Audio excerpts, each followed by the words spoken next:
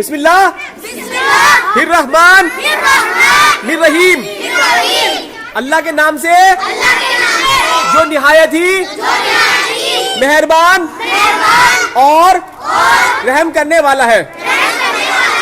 سن لیجئے، تمام انسانوں کو اللہ نے اپنی عبادت کے لیے پیدا کیا۔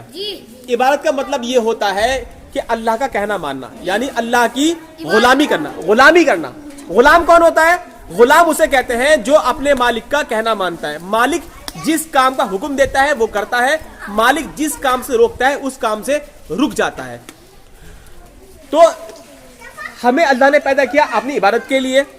یہ ہماری زندگی کا کیا ہے؟ مقصد ہے۔ کیا ہے ہماری زندگی کا؟ یہ جو انسان اس مقصد میں کامیاب ہو گیا، یعنی جس انسان نے اللہ کی عبادت کی، اس انسان کو اللہ مرنے کے بعد جنت میں جگہ دے گا، اور جنت میں اس کو وہ تمام خوشیاں ملیں گی جو دنیا میں نہیں ملی۔ مان لیجئے دنیا میں کوئی غریب ہے، اللہ تعالیٰ جنت میں اس کو بہت زیادہ امیر کر دے گا، اس کو ہر وہ چیز جو وہ سوچتا ہے، جو وہ چاہتا ہے، جو اس کی خواہش ہو سکتی ہے، جنت میں اس کو عطا کی جائے گی۔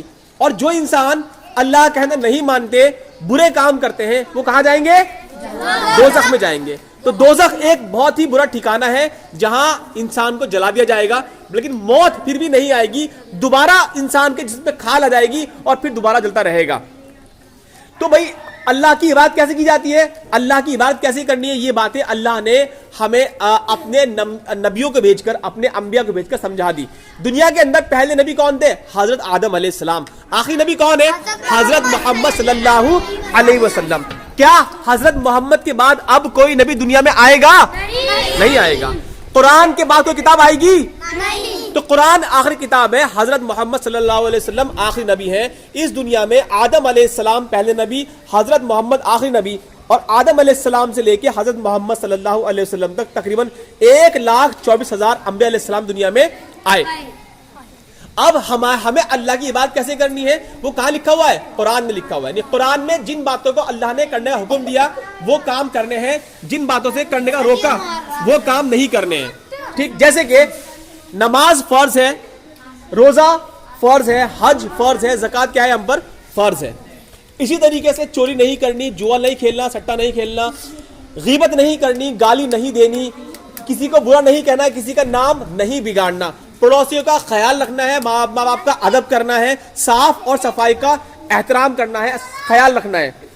یہ کچھ باتیں میں نے بولی، لیکن ہمیں زندگی کیسے گزارنی ہے؟ قرآن کے مطابق۔ تو قرآن میں جو لکھا ہوا ہے اسے کرنا ہے، قرآن نے جس کام سے روکا اس سے رک جانا ہے۔ اور قرآن کے بارے میں مزید ڈیٹیل کہاں ملتی ہے ہمیں؟ حضرت محمد صلی اللہ علیہ وسلم کی باتوں میں، جسے کیا کہتے ہیں ہم؟ احادیث۔ تو قرآن اور حدیث دو باتوں کو ہمیں ان کے مطابق ہمیں اللہ کی مرضی پر چلنا ہے۔ تو اب اللہ کی عبادت کیسے کریں گے ہم؟ کہ جو باتیں قرآن میں لکھی ہوئی ہیں، جو باتیں احادیث میں لکھی ہوئی ہیں، ان پر ہم عمل کریں گے۔ جن باتوں کو اللہ نے قرآن میں اور احادیث میں روک دیا ہے ان سے ہم رک جائیں گے۔ جو انسان ایسا کرے گا وہ انسان کیا ہو جائے گا؟ وہ انسان کامیاب ہو جائے گا۔ کیا ہو جائے گا انسان؟ وہ اور جس انسان نے ایسا نہیں کیا وہ کیا ہوگا؟ ناکام۔ اور یہ ناکامی اور کامیابی کے لیے ایک دن اللہ نے مقرر کیا ہوا ہے، جس دن کو کہتے ہیں ہم روز محشر کا دن۔ کیا کہتے ہیں اس کو؟ روز محشر یا حساب کتاب کا دن۔ اس دن اللہ تعالیٰ تمام انسانوں کو جتنے بھی دنیا میں آئے ہیں انہیں دوبارہ زندہ کرے گا اور پھر ان سے ان کے کاموں کا حساب لے گا۔ اس لیے ہمیں یہ زندگی تھوڑی زندگی ہے، 10 سال، 50 سال، 60 سال، 70 سال، 80 سال، یہ زندگی کو ہمیں اللہ کی مرضی کے مطابق گزارنا ہے۔ اور جو نہیں گزارے گا تو پھر پہلے قبر میں عذاب ہوگا اس پر، اور قبر میں عذاب ہونے کے بعد جب دوبارہ دنیا پیدا کی جائے گی حساب کتاب کے بعد میں، جو گناہگار ہوں گے کہاں جائیں گے؟ وہ جہنم میں جائیں گے۔